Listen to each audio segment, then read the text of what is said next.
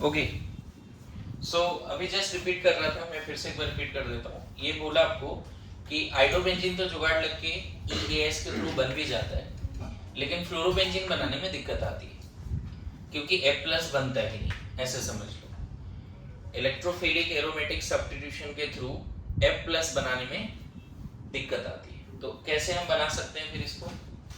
तो सब उसके लिए हमें एक नया रिएक्शन सीखना पड़ेगा, डाइजोटाइजेशन। बताता हूँ क्या है वो। OH and NH2 very poor leaving group है, क्योंकि अगर ये दोनों बाहर आता है इस हाइड्रोकार्बन पार्ट से तो दो चीजें, तो ये दोनों स्टेबल भी होना चाहिए कार्बोकेटाइन, दूसरा ये दोनों इतना रिएक्टिव है, स्ट्रॉन्ग बेस है। Strong base are poor leaving group, मतलब लिविंग एबिलिटी नेक्स्ट चैप्टर में पढ़ेंगे। Stable the base, weaker the base, better the leaving group, ये नेक्स्ट में पढ़ेंगे। लेकिन होता क्या है, एक रिएक्शन है, बड़ा फेमस रिएक्शन है डाइजोटाइजेशन। जो पुअर लिविंग ग्रुप है उसको कॉन्संट्रेटेड HNO2 प्लस HCl और H2SO4 इनको यूज करके, ये पुअर लिविंग ग्रुप है, जाना नहीं चाहता है जल्दी, लेकिन अगर ये रिएजेंट यूज करोगे तो ये चेंज हो जाता है डाइजो ग्रुप में, सॉल्ट बन जाता है, और ऐसे HSO4- ऐसा बोल सकते हैं। मतलब ये बेस है, ये एसिड है, एसिड बेस से सॉल्ट बन गया, लेकिन अंदर में कुछ चेंज हो गया, N जो है N2+ में आ गया।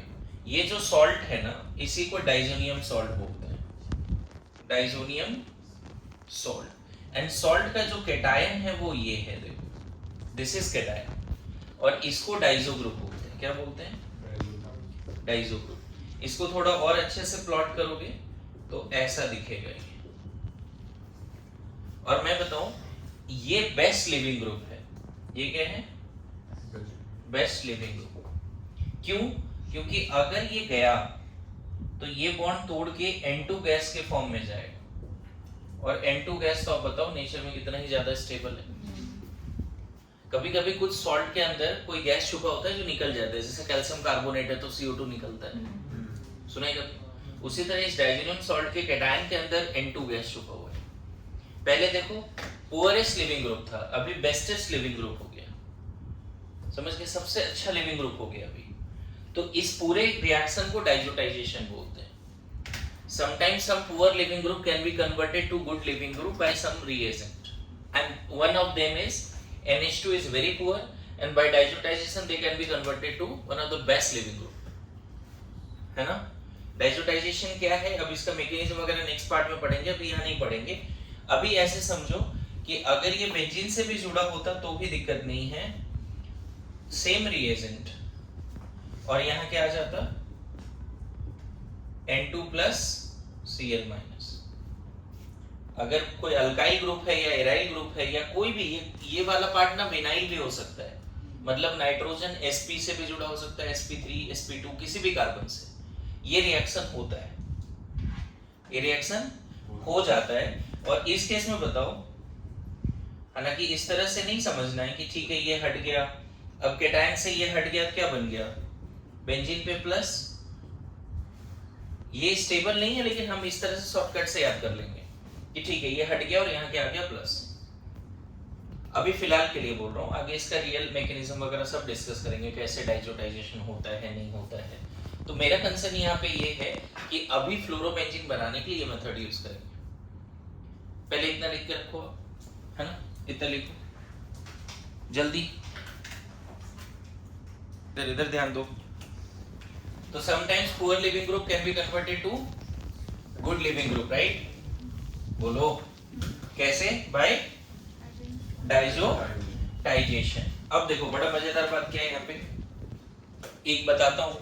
सबसे पहले आप थोड़ा कनेक्ट कर पाओगे बच्चे, बेंजीन का अगर नाइट्रेशन करा दे तो क्या होगा?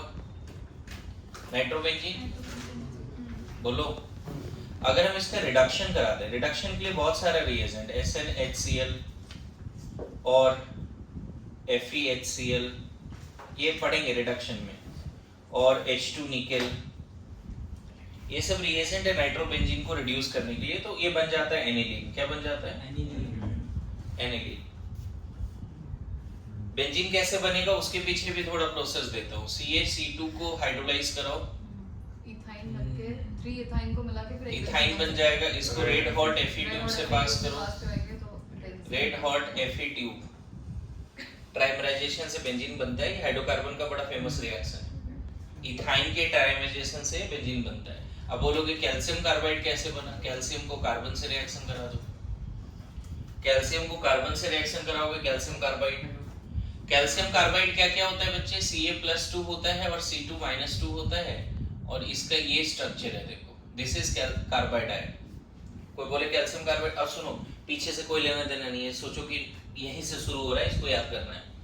कैल्शियम कार्बन से कैल्शियम कार्बाइड, कैल्शियम कार्बाइड में कैल्शियम आयन और कार्बाइड आयन है।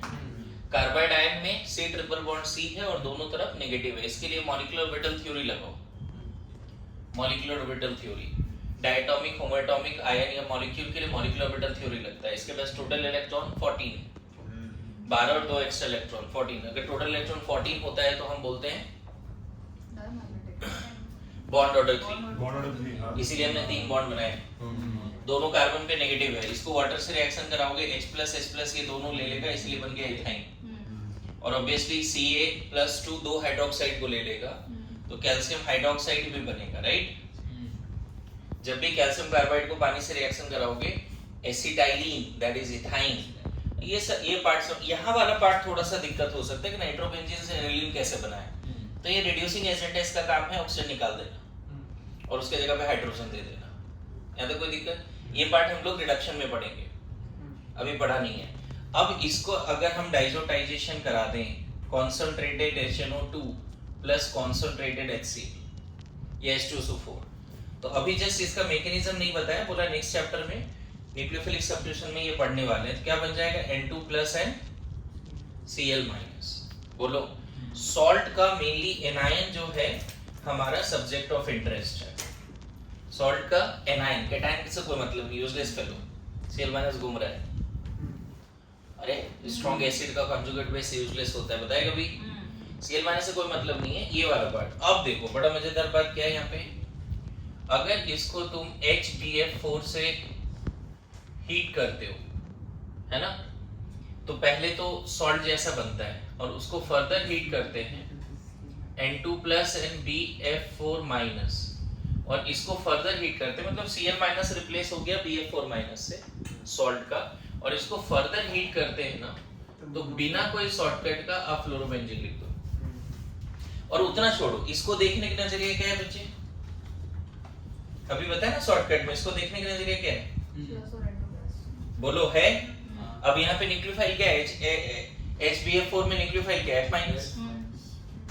अरे ये कैसे टूटेगा? HF and BF3, HF से क्या निकलेगा? F-। बोलो तुम चाहते तो यहाँ पे ये भी यूज कर सकते थे NaBF4 एंड हीट, यहाँ से भी क्या निकलेगा? F-। क्या निकलेगा यहाँ से? F-। अगर आपने इसको रिएक्शन करा दिया Ki से, तो Ki में न्यूक्लियोफाइल क्या है बच्चे? हाइड्रोबेंजीन बना लो। लिस्ट ऑफ रिएजेंट है जो बेंजीन में जोड़ा जा सकता है बाय दिस मैकेनिज्म। अब अगर इसको तुमने NaOH से रिएक्शन करा दिया, NaOH से, तो बन जाएगा फिनॉल। बोलो इसको अगर रिएक्शन करा दिया NaOR से, तो OR जुड़ जाएगा। इसको रिएक्शन करा दिया NaNO2 से, तो फिर NO2- यहाँ जोड़ दो। देखो नाइट्रोबेंजीन इधर बीच में आया था, फिर नाइट्रोबेंजीन ही बन गया। दिख रहा है? मतलब आप बेंजीन में बहुत सारी चीजें जोड़ सकते हो इस मैकेनिज्म के थ्रू, जो कि फ्लोरोबेंजीन EAS के थ्रू पॉसिबल नहीं था बनाना। देखो बन गया। बट सर ये न्यूक्लियोफिलिक सब्स्टिट्यूशन आएगा, वही इसीलिए बोला ना कि ये नेक्स्ट चैप्टर में पढ़ते हैं।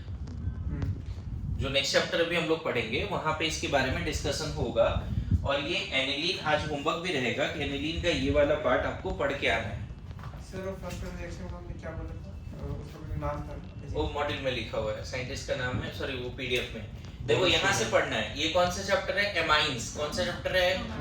एमाइंस। एमाइंस में डाइजेनियम सॉल्ट करके टॉपिक है। जैसे फेनॉल आज बोला ना, फेनॉल भी पूरा पढ़ना है आज घर जाके। फिर डाइजेनियम सॉल्ट में जज्बात पढ़ने, मेथड ऑफ प्रिपरेशन। अब डाइजेनियम सॉल्ट का कुछ रिएक्शंस है बच्चे यहाँ पे। जैसे इसको एज इट इज रटोगे क्योंकि अब हम लोग हेलोएरिन्स का प्रिपरेशन यहीं पे पढ़ रहे हैं।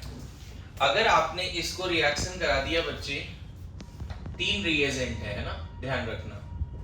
अगर आपने इसको रिएक्शन करा दिया, एनसीईआरटी इसको लिखा है CuCl2 Cu2Cl2 HCl, यहाँ पे लिखा है Cu2Br2 HBr, CuCN KCl।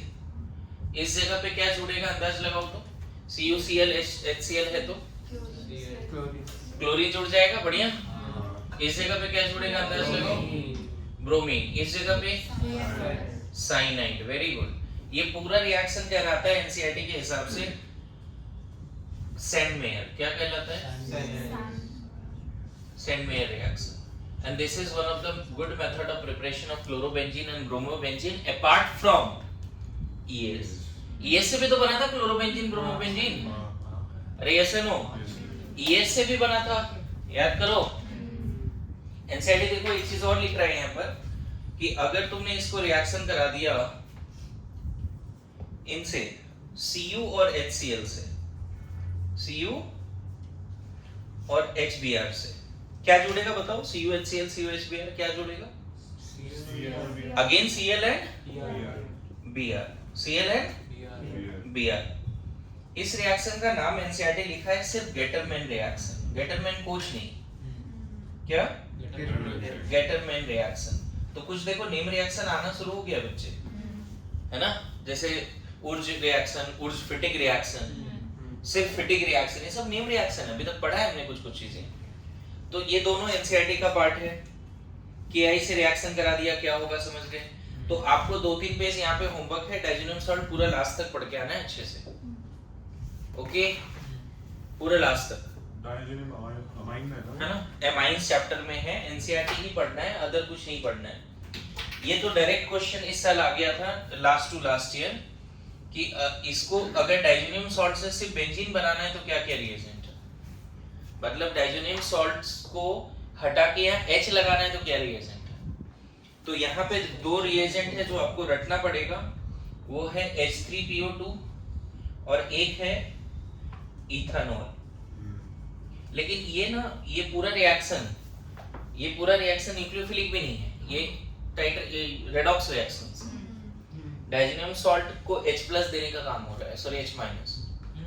ये खुद इसमें चला जाता है, H3PO4 चला जाता है, सॉरी H3PO2 H3PO3 में चला जाता है, और ये खुद जो अल्कोहल है इथानॉल, वो इथानॉल में चला जाता है। यहाँ भी बेंजीन बन जाता है, 2 ही रिएजेंट है, और ये बन जाता है इथानॉल।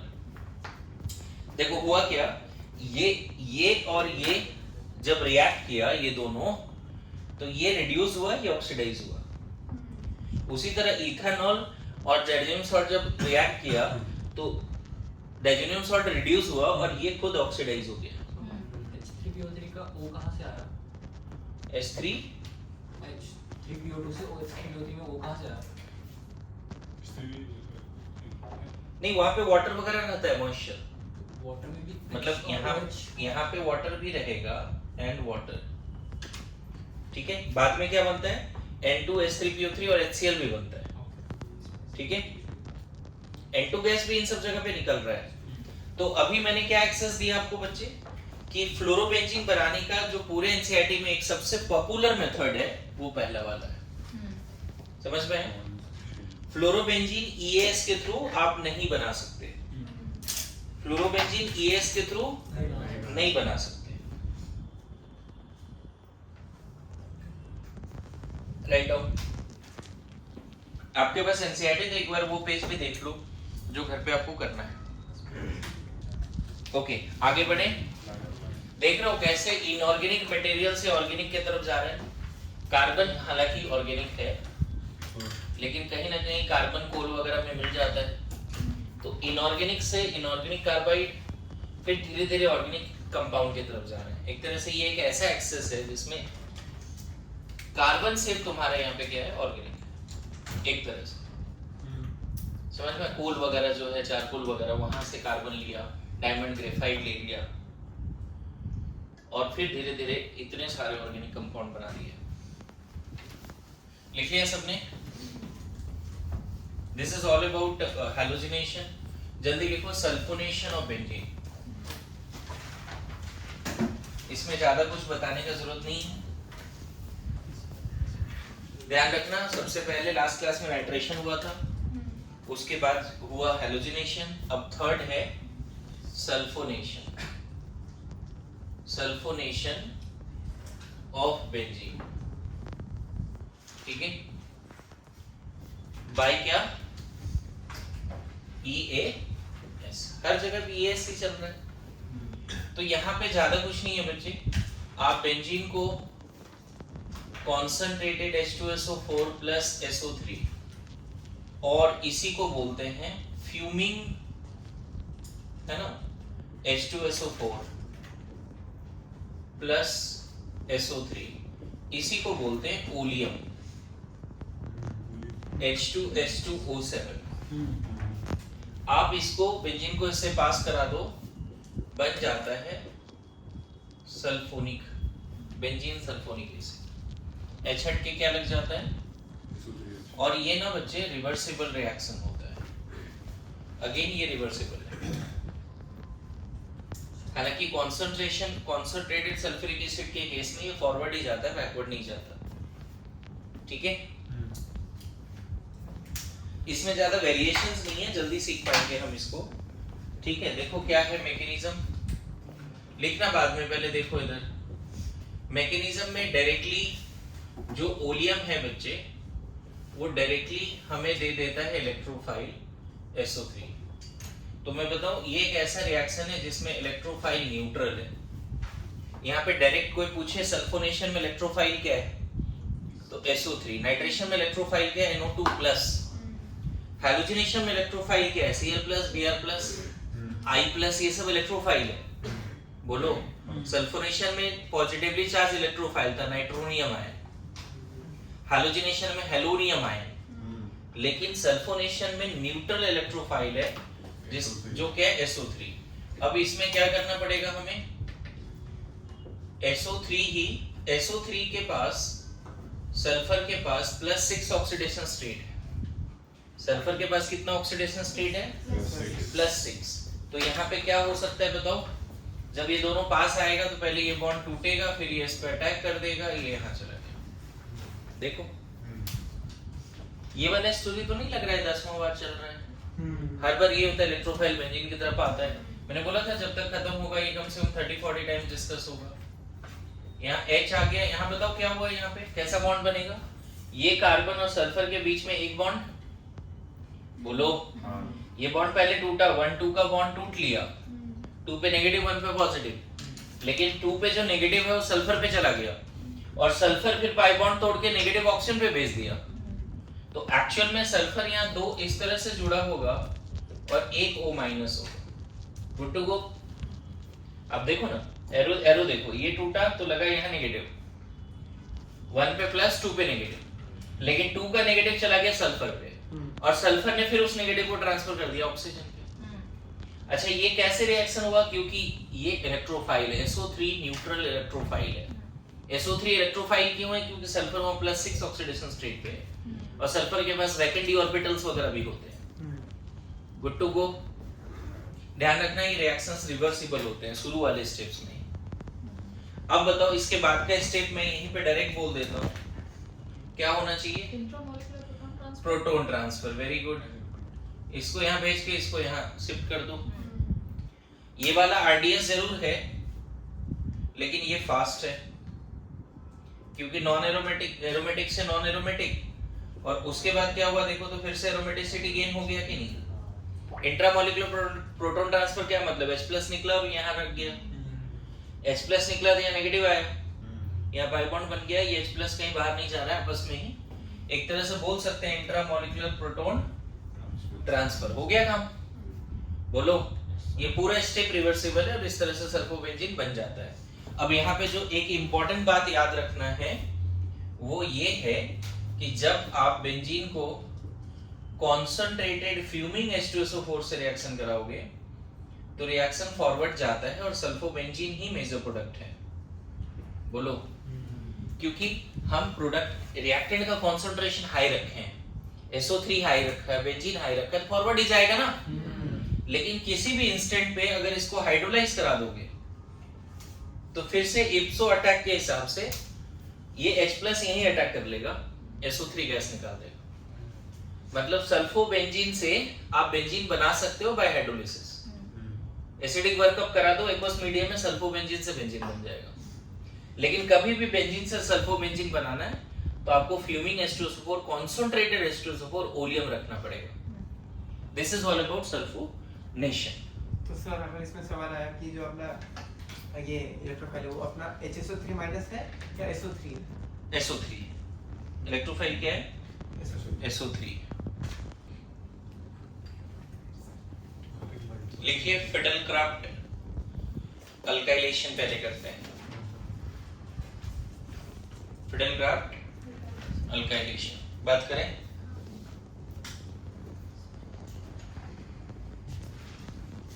इसमें देखो ज्यादा की पॉइंट्स वगैरह नहीं लिखा है। नाइट्रेशन में कम की पॉइंट था, इसमें तो लिखा है ही। हैलोजनेशन में बहुत कुछ था, बीच में 2-3 चीजें और आ गई, वैसे ही रटना है, ठीक है। कुछ लोग डायरेक्ट नोट बना रहे हैं अभी, तो थोड़ा ढंग से लिखिए। डायरेक्ट ही बन रहा है कि ये क्या है? फिर से लिखना है। डायरेक्ट नहीं बन रहा है, फिर से लिखना है। क्योंकि फिर वो PDF सबके सबके इंसर्ट से डालना होगा तो डाल सकते हैं।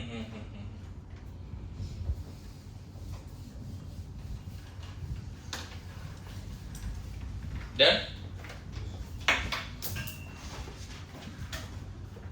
अभी मैं बताऊं, कुछ लोग इसको 2-3 घंटे में पढ़ा देते हैं, 4 घंटे एट मैक्स, है ना। और 4 घंटे तो मुझे सिर्फ उसका इंट्रोडक्शन में लगा है। रिएक्टिविटी के क्वेश्चन, ओरिएंटेशन के क्वेश्चंस ध्यान में है? बोलो। सो डिटेल में एडवांस लेवल का भी क्वेश्चन सॉल्व हो जाएगा अगर आपने ढंग से नोट्स बनाए, याद किए तो। नाउ थर्ड का ए, फोर्थ का ए है ना, फिडेलक्राफ्ट अल्काइलेशन। फिडेलक्राफ्ट अल्काइलेशन बड़ा सिंपल रिएक्शन है। बेंजीन लेना है, अल्काइल हैलाइड लेना है और obviously anhydrous Levi's acid catalyst लेने हैं। क्यों? क्योंकि हमें X- को निकाल के कार्बोकैटायन परोस के इसको देना पड़ेगा। मेरी बात समझिए, इसको कार्बोकैटायन परोस के देना पड़ेगा। जैसे ClCl लेते थे तो Cl+ इसको देते थे इसके प्रेजेंस में, तो यहाँ पे क्या करना है, H हटा के क्या लगा देना है बच्चे? H हटा के R लगा देना है और ऑब्वियसली HX भी बना होगा। मैकेनिज्म का बात करें क्विकली,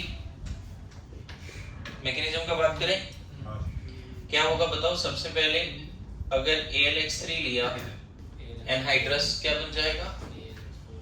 R+ N AlX4-। अब इसके बाद तो हिस्ट्री। अच्छा, जरूरी नहीं है कि ये इधर लिखना नहीं, ये इतना ही पावरफुल हो कि इसको हटा ही दे। कभी कभी क्या होता है कि इन दोनों के बीच में एक टेम्पररी बॉन्ड बन जाता है, जिसमें ये बॉन्ड भी टूट रहा है ना, यहाँ नया बॉन्ड बन रहा है। इस पे del+ बढ़ गया, इस पे del- बढ़ गया। मतलब ये अगर बहुत पावरफुल है लेविस एसिड कैटलिस्ट, तब तो डेफिनेटली ये पूरा इसको एब्स्ट्रैक्ट कर देगा, R+ बना देगा, फुल फ्लेज कार्बोकैटायन, जहाँ रीअरेंजमेंट की भी ख्याल रखनी पड़ेगी, क्योंकि कहीं भी कार्बोकैटायन बना तो रीअरेंज होता है। लेकिन अगर कैटलिस्ट उतना पावरफुल नहीं है तो R+ बन जाएगा, R पे डेल्टा+ आ जाएगा। जो भी हो, कहीं ना कहीं जो R वाला पार्ट है उसमें इलेक्ट्रॉन डेंसिटी कम हो गया इसके प्रेजेंस में। अब बेंजीन आसानी से इसको अपने पास बुला सकता है, इसको भी अपने पास बुला सकता है। मेरी बात समझे? डायरेक्टली देखो, नो डाउट डायरेक्टली भी यहाँ पे del+ del- है, क्योंकि कार्बन हैलोजन बॉन्ड पोलर होता है, आप जानते हो। डायरेक्टली भी यहाँ पे क्या है, del+ और, लेकिन still it is not that much polarised कि बेंजीन उसके तरफ चला जाए। लेविस एसिड कैटलिस्ट चाहिए ही चाहिए, समझ गए? अब उसके प्रेजेंस में क्या होता है, लेविस एसिड कैटलिस्ट के प्रेजेंस में फुल फ्लेज कार्बोकैटायन परोस के बेंजीन की तरफ दिया जाता है, या फिर कहीं ना कहीं लेविस एसिड कैटलिस्ट जो R वाला पार्ट है उसमें इलेक्ट्रॉन डेंसिटी और कम कर देता है। Good to go. Now this to part has the power to go to the benzene और benzene has the power to approach this to R plus part. दोनों बातें बोल सकते हो, समझ गए? Now what happened next? इसके बाद वाला देखो लगेगा सर कितना बार हो गया, अब तो रट लिए इसको। R प्लस ही मान लो परोस के दिया, क्या होगा बोलो, याद है? कार्बोकेटाइन बनेगा सिग्मा कॉम्प्लेक्स H और R, यहाँ प्लस है, बोलिए। और इसके बाद वाले में सिग्मा कॉम्प्लेक्स वगैरह मैं दिखा नहीं रहा हूँ, अब जानते हो सिग्मा कॉम्प्लेक्स बनेगा, है ना, क्योंकि कार्बोकेटाइन रेजोनेंस स्टेबलाइज्ड है। यहाँ प्लस गया, फिर यहाँ आया तो यहाँ प्लस गया। लास्ट स्टेप क्या? लास्ट स्टेप एरोमेटिसिटी स्टोर होगी। वो कैसे होगी स्टोर? यहाँ पे क्या है, AlX4 माइनस है या नहीं? वो SH प्लस को अप्रोच करेगा, बॉन्ड यहाँ शिफ्ट होगा। देखो फिर से लेविस एसिड कैटलिस्ट फ्री हो गया। कैसे फ्री हो गया? AlX3 और HX बन गया। तो ये हैलोजिनेशन जैसा ही मैकेनिज्म है जो HX वाला था, X2 वाला। यहाँ XX होता था, यहाँ RX है। बोलो, fiddle-craft alkylation. Alkyl group benzene में जुड़ा है, इसलिए इसको क्या नाम दिया गया? Fiddle-craft alkylation. जल्दी लिखो। चलो देखो, तो फिडल-क्राफ्ट का की पॉइंट्स क्या क्या है, लिखो। की पॉइंट्स ऑफ दिस रिएक्शन। की पॉइंट्स क्या क्या हो सकता है इस रिएक्शन का, है ना? की पॉइंट्स में तो सबसे पहले रिएजेंट ही लिख लो। रिएजेंट क्या है इसका? की पॉइंट्स में रिएजेंट बताओ।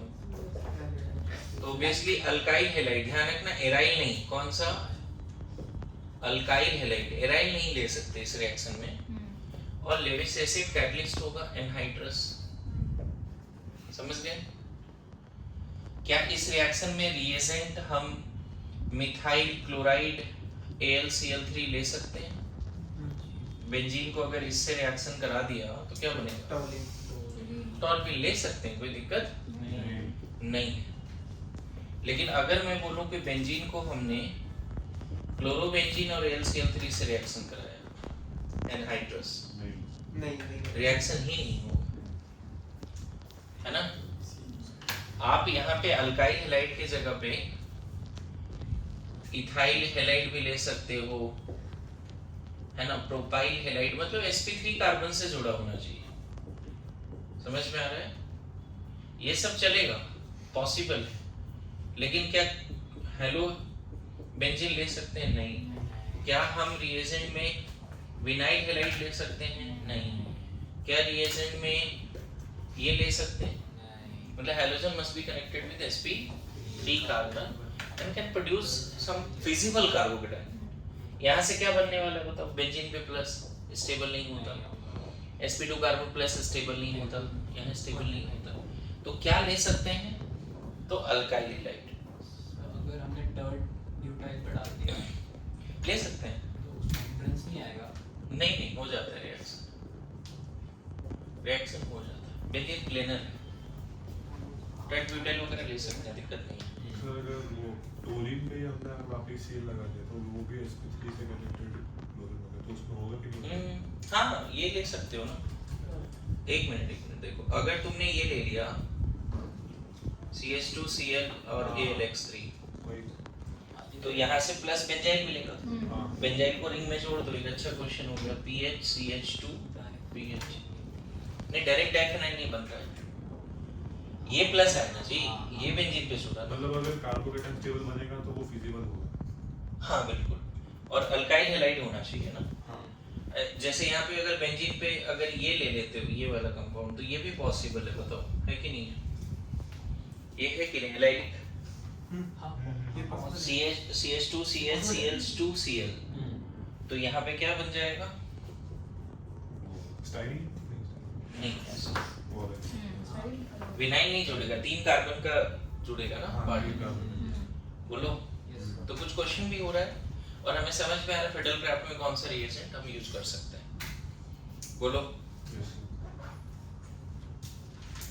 ठीक है,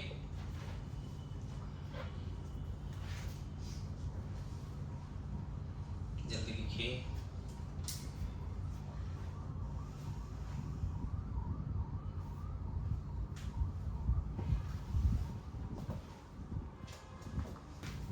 नेक्स्ट की पॉइंट में जाएं। रिएजेंट को क्लियर हो गया, मतलब एरोमेटिक कंपाउंड के साथ साथ क्या चाहिए वो क्लियरिटी आ गई सबको। एरोमेटिक कंपाउंड के साथ साथ क्या चाहिए वो क्लैरिटी आ गई, बोलो।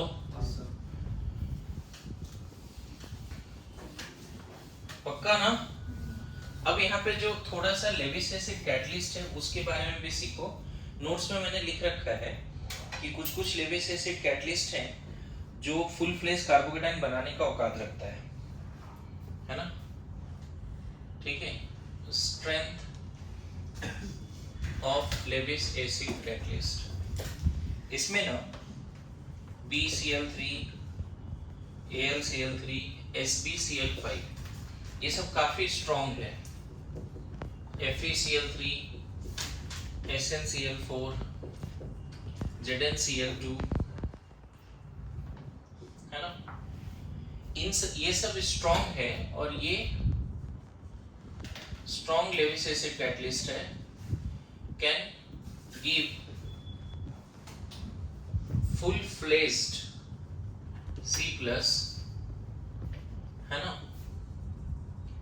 when reacted with RX। मतलब ये कुछ ऐसे हैं जो फुल फ्लेज C plus दे सकता है when reacted with RX, और ऐसा है तो हम बोल सकते हैं may rearrange, may rearrange। अभी क्वेश्चन के थ्रू क्लियर करता हूँ क्या है। मतलब इन सब केस में RX और लेविस एसिड कैटलिस्ट यूज करोगे तो R प्लस बनना ही बनना है। क्या बोला समझ में आया? और इन सब केस में है ना, no full fledged C plus formed, so no rearrangement. यहाँ पे अगर RX को लेविस एसिड कैटलिस्ट से रिएक्शन कराओगे इन सब में तो नॉन क्लासिकल टाइप बन जाएगा, मतलब रीअरेंजमेंट नहीं होगा, बस इतना ध्यान रखना है। अभी मैं क्वेश्चन के थ्रू क्लियर करता हूँ क्या मैं बोलना चाह रहा हूँ, ये पार्ट है ना।